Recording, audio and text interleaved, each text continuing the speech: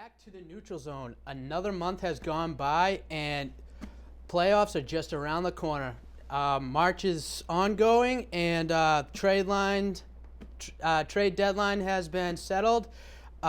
Surprisingly, Louis Eriksson did not get traded from the Boston Bruins. He is staying for the rest of the season, and they're also looking for a contract extension, according to Don Sweeney. What do you guys think about that? I'm definitely very surprised that Louis Eriksson wasn't moved. It seemed like for months that one was in the bag. He would be moved. They would be getting some type of return, ideally an NHL-ready player that, still young, probably still on the rookie deal, and they were probably going to get a first-round pick too, and possibly even a prospect in their take-back. But that didn't happen. They seemed to think the price was too high around the NHL, and a little disappointed with that. I was actually surprised, too, that Louis Eriksson did not get traded. I was expecting something big come up, maybe a strong defenseman, or something to get the Bruins going. And Saturday night, they lost to number one Washington Capitals, but they did pretty well against the Chicago Blackhawks. It was a 4-1 victory, I believe. 4-1 victory against the Chicago Blackhawks at the TD Garden. Payne, what do you think about Louis Eriksson not being traded? I think it's a big mistake. I think it's a missed opportunity. 30-year-old player. Had an outburst this year. Contract year. I would have liked to see him make a move for a defenseman. I mean, they're crippled at that position. They really need a build for the future. I guess you get him this year for a potential cup run, so you say. I don't know.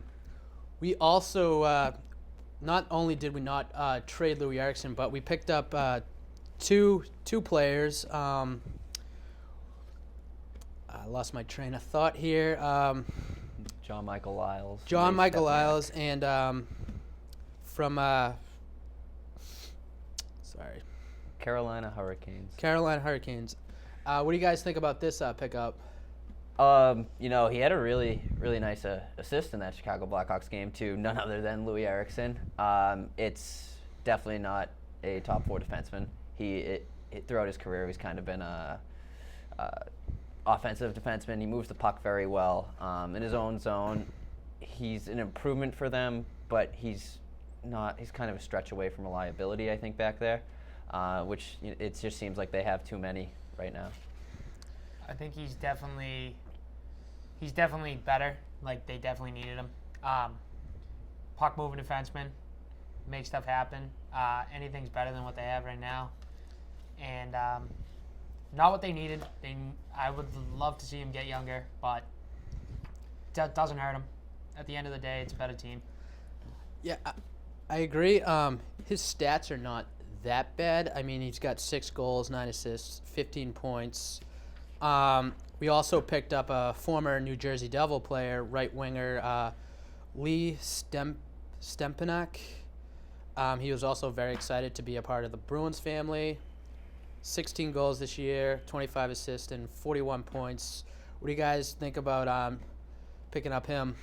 It's definitely a big improvement to have somebody play that right side over Brett Conley. Brett Conley, time and time again, has been given opportunities to succeed. He's playing with Brad Marchand, who's arguably the hottest goal scorer in the NHL right now, and Patrice Bergeron, who's an all-world talent. We're going to grow up and you've been telling the younger generation about how good this guy was in both zones, the accountability he showed, and what a leader he is. So it's nice to see somebody, with a little bit more goal-scoring power on that line. But it's really just a rental. The guy's been a journeyman his entire career, but I think that shows that he can go in, he can be productive in different systems. I like how you called him a journeyman right there. They said that his nickname was Suitcase Stempniak. This is his ninth team he's played for. Definitely a big addition, like you said. Head and shoulders above Brett Conley. He was leading the New Jersey Devil in points. He was playing first line in New Jersey. 41 points. Big upgrade over Brett Conley, and I think it definitely makes the team better. more well-rounded. I think it makes your top six actually very, very good. That D, to bring it up again, still isn't spectacular back there. But your top six forwards, I think you have a really, really strong group right now. And, when you have a player with like Ryan Spooner's talent playing on that third line, they're going to be deep. They're going to be hard to play against. I think that fourth line's starting to come along like it did when they went on that cup run, when they had those players that could make a difference and could wear down other teams' fourth lines. Cabernet line, baby. Beautiful line. Awesome. Also, around the NHL, there was a couple more trades. Eric Stahl got traded to, he's a former Carolina Hurricane, got traded to the New York Rangers. Sunday, February 28th, a day before the trade deadline, joined his brother. Well, he left one brother to join another. True. What do you guys think about this? He was very excited to become a New York Ranger. He was definitely nervous coming into Monday night. Team said he did a good job for first game as a Ranger. What do you guys think about this trade? For New York, it's obviously a good move. Don't think, 2 second-round picks, I don't think that's a big exchange for a player of his caliber. He has been struggling the last couple of years, but that franchise the last few years, they haven't been able to put it together. They paid their goalie, they paid Stahl, they've tried to bring in players around them. It just hasn't worked out. So for him, his statistics have been on the decline recently. I think this is going to actually bump them up, and I could see him being very, very successful there. And I think New York Rangers are going to be a team that you're going to see make some noise in the playoffs. I definitely think it speaks volumes to the New York Rangers mindset, as in Cup this year, where they went out and made this move, because I think they have a lot of aspiring contracts at the end of the year, and I think they're losing players. So I think they realize this is their 1 year to make a run at the Cup, and this is the move that they're going to make, and they're going to try to make some noise. Also, a couple more trades. Some of these trades seemed disappointing and also good for some of these NHL teams moving forward, going towards the playoff run. Calgary Flames traded Chris Russell to the Dallas Stars. They said they thought that this would be good for the Dallas Stars in short term, but not in long term. Any opinion on Chris Russell being a Dallas Star? They definitely needed a bump on the defensive core. They have really, really strong forwards. Jamie Benn, Tyler Seguin, number 2 and 3 scorers in the NHL right now. I don't think this move puts them over the top. I think they're still a little too run and gun. I think you saw it the last time they played the Bruins. They flee the zone early. They're always trying to get a jump on you in the rush and in their own zone. They're kind of lackluster in that department. But it definitely is an improvement for them, and he does move the puck very well, and he'll make a difference on the power play and playing those minutes. As far as he will be an improvement as far as defensive responsibility in their own zone, but he's another one, just like the Bruins adding John Michael Lyles. He doesn't put them over the top. Right, I think he's a more offensive defenseman. I think they gave up their best defensive prospect. I think that's why that was such a big hit for them. With the year they're having, though, I could see them coming out of the West and competing for the Stanley Cup. So I think it's a good move, and they get better. So it's a good push for the Cup. With the West too, it's always very wide open. Every team in the West usually is a team that can compete. I think you saw it with the Kings as an 8 seed winning the Cup a couple of years ago. It's a really fun playoff hockey to watch because all those teams I find are competitive. I think the Western Conference for years now has been a much deeper. They seem like they have a lot of talent. Agreed. Yeah. So,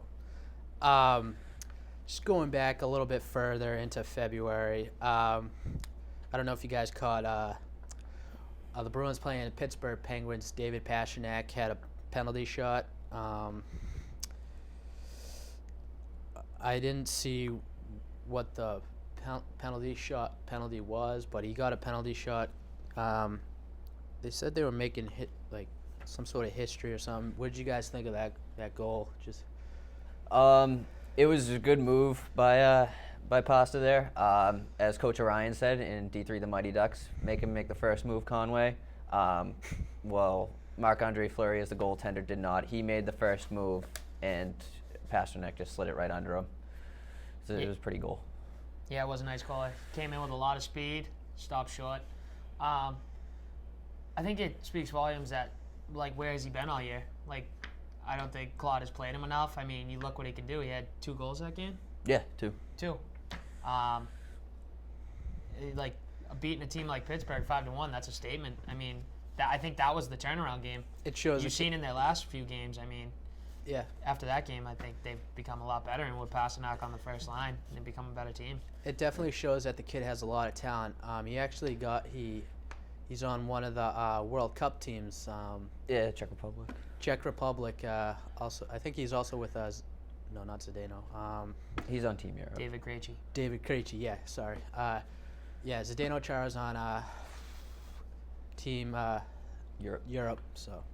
I think another thing to bring up Pasternak again is if you watch him, for a guy that's very undersized, he has a very, very strong stride and in an exceptional reach too. Like you see how many times you've seen him put in wraparound goals, come around the net. He's very powerful. He's very good on his skates in that regard.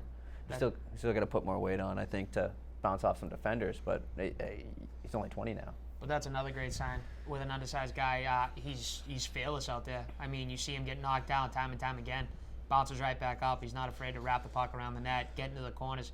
He's been making a lot of good plays on the boards, and I think it's making everyone better on his line. Definitely. He's a young kid.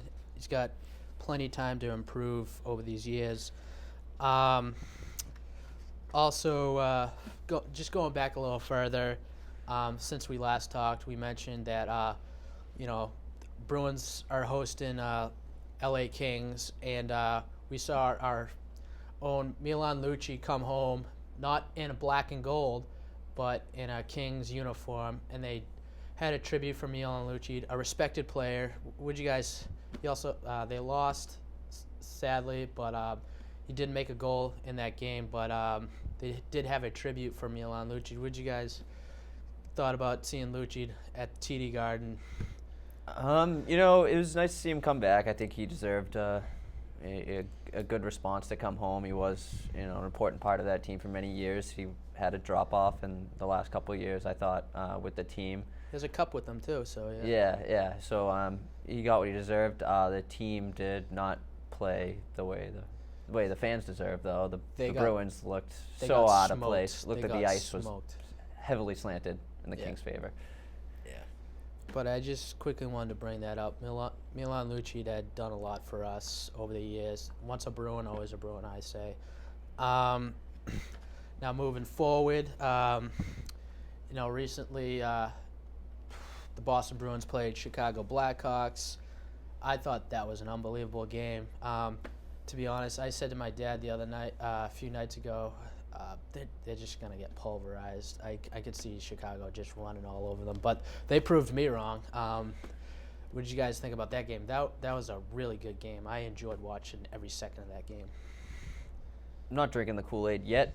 I was obviously very happy to see them beat a team like the Blackhawks, that caliber, but it was Chicago back-to-back nights. They're playing their backup goalie. Don't get me wrong, Scott Darling's going to eventually be a starter in this league. He's very good. He was a starter in the first round for a couple of games with them last year against Nashville in the first round. But getting 3 points out of possible 4 against Chicago and Washington, I'm very happy with. I would have been happy with 2, whether that was a win or even 2 overtime losses, as long as those are formidable foes and you're getting points. I can't complain about that. I am drinking the Kool-Aid, on the other hand. That was a phenomenal game. They didn't sit back. They took it to them. 4-1. Give up a soft goal at the end of the second period. Going into the third, I go, okay, this could change the game. It didn't. And, it's granted Chicago was playing back-to-back nights, but you're still looking at the Chicago Blackhawks, and I think it was a great game.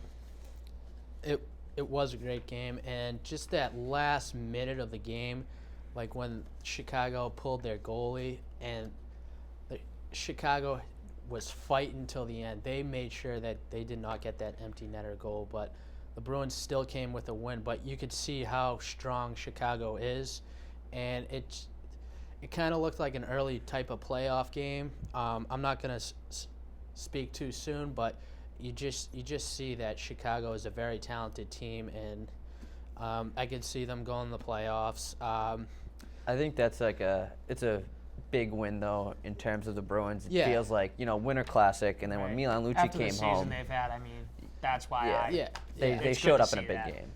They did, and also moving forward, whether hopefully we see positivity come in, winning more games and stuff, and I can see us, going into the playoffs. Right now, looking, I don't want to predict too soon, but I don't see any Canadian team being in a playoff run right now, but according to the stats, but USA all the way. yeah, you. But also, I do like to see some original 6 teams, but that's just me. As long as the Bruins are in, that's enough original 6. Yeah. What do you guys think moving forward with playoff contenders? I think that the Bruins, after what they did at the deadline, they have to make the playoffs now. If they don't make the playoffs right now, I mean, I look at Don Sweeney, I look at Cam Neely, and I say, like, what are you guys doing? These You guys. had the opportunity to rebuild this team, and you didn't do it These guys made some. because you believed in what you had, and you kept Yeah. Louis Erickson. These guys made some big moves, big moves this past year. Don Sweeney just being hired his first year, he made some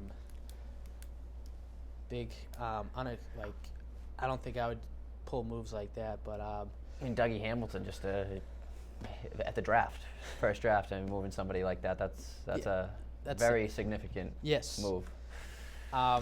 So, just looking at the standings, I literally see no Canadian team. A lot of Western Conference up there. Boston looks decent right now. What do you guys think about Florida? I know they're top in the Eastern Conference right now. And Bruins actually playing them. They're playing them tonight. Yeah. Currently. Yeah, so that'd be a big 2 points for them. Florida, they made the playoffs. Was it about 3 years ago now? And it looked like they were on the rise, and then there was a big drop off again. But their young players are really stepping up and coming their own in the NHL.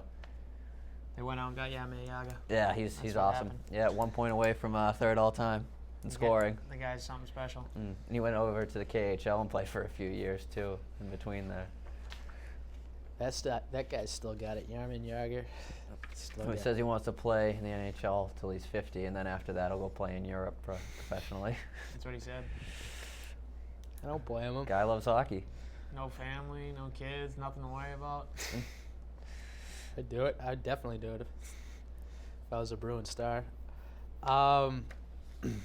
Would you? So, just recently, Bruins played Washington Capitals. What'd you guys think about that game? I mean, that game looked good, but they just ended. They couldn't score in the OT. Yeah, I mean, Washington is, by record, the best team in the NHL. I think the Eastern Conference is very condensed right now. I think there's a lot of teams beating each other up, I suppose. And then so it's Washington and then everybody else almost.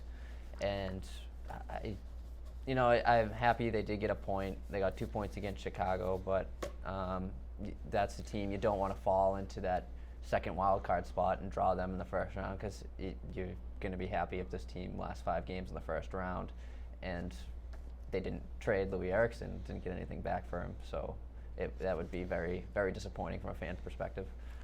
In my eyes, the Bruins won that game. They scored a second goal, called back by instant replay. I want to go on record right now and say instant replay is ruining sports. I mean, you look what it does in the NFL. No one even knows what a catch is anymore. To me, that didn't even look offsides. Yeah, I've So, heard I a think it lot. was just crazy, but they lost a lot of momentum after that. A lot Tough to of rebound, I guess. a lot of sports journalists are complaining about the replay thing. It does interrupt sports. I have mixed thoughts about the replay situation, but you do lose time, and there's nothing much else I can say about that. But so I will thank you for the tuck rule. moving forward, what do you guys predict throughout the rest of the postseason, going into the playoffs? Do you think this trade was a good this trade deadline was a good situation, or maybe a little bit of both, good and bad? I think in a 7-game series, as far as the Atlantic Division, I could see them beating anybody they got matched up with in the first 2 rounds. It wouldn't be easy. There's a lot of parity in that division right now, but I could see them getting there, and then if they made it to the Eastern Conference Finals, Washington I think would be too much for the Bruins to handle with the speed and the offensive power they have. I think they do get into the playoffs, and I think they win a couple rounds. But I think if they're faced with a Washington, that's going to be a tough task. As far as the deadline goes, yeah, they got better this year, and that's good. You want to make a cup run. You want to go far in the playoffs. Try to go far in the playoffs this year. That's good. But long term, I think it's a problem. We'll see. You got cap space coming up. If you get Louis Eriksson, there's $6 million off. I think Kelly's up too. His contract Krug comes off. Krug. You got to sign Krug. You got to sign Marchand too. But I think there's some money. If you can bring somebody in, that's good. But as far as the future goes, I don't see anything right now. Now, I know I did mention earlier, Louis Eriksson's contract will be up the 1st of July. You guys think Don Sweeney will re-sign him, let him go? In your opinion, too, what do you think? I don't stretch for him, and if I'm him, I don't take a hometown deal either. So I think it's inevitable he's going to walk. He's 30 now. It's his last chance at a big contract. So I think both sides are gonna part ways, and you're gonna have to pay Marchand. He's probably going to command about $7 million a year the following offseason. So. Right. I don't stretch on him either. I set the bar at one contract. He doesn't take it. That's all right. You got to sign Marchand.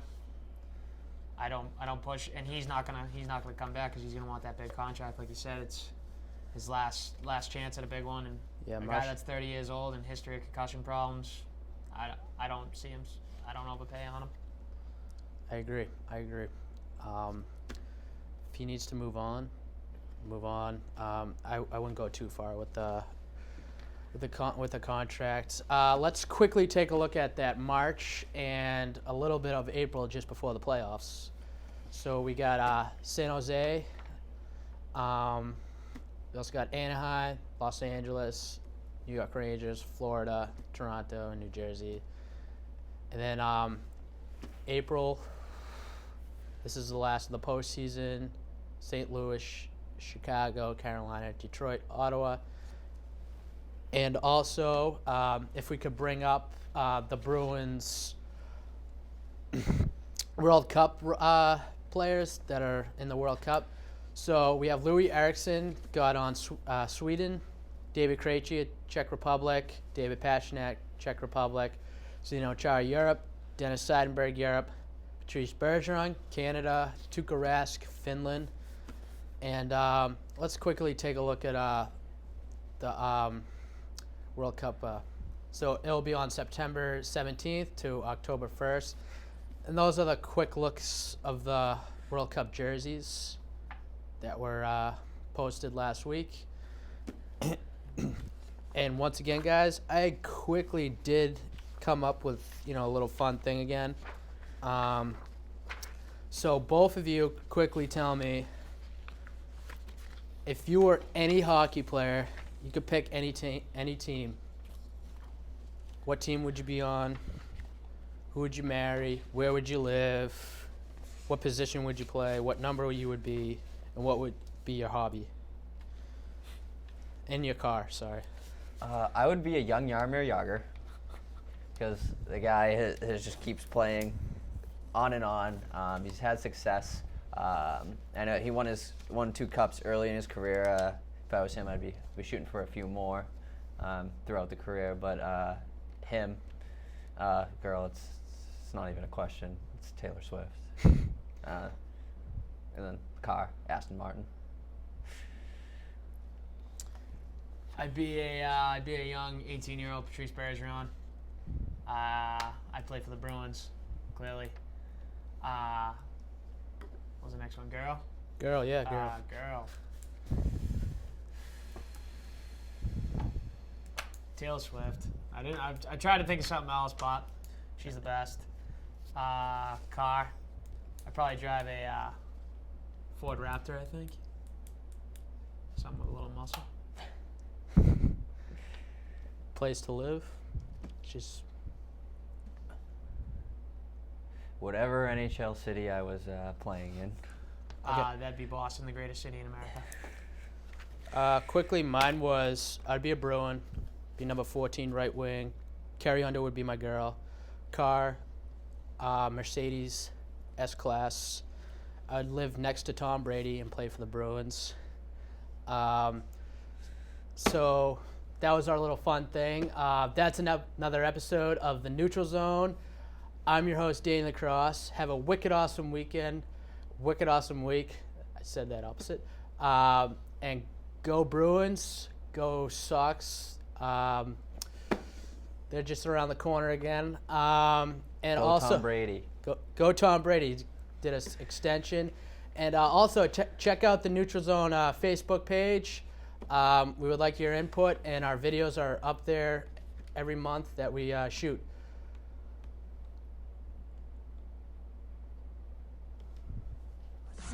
Black and yellow, black and yellow, black and yellow, black and yellow. Yeah, my hat's blue and red, but my jersey's all black and yellow, black and yellow, black and yellow, black and yellow. I'm from a town where it's sports over everything. Black and yellow, black and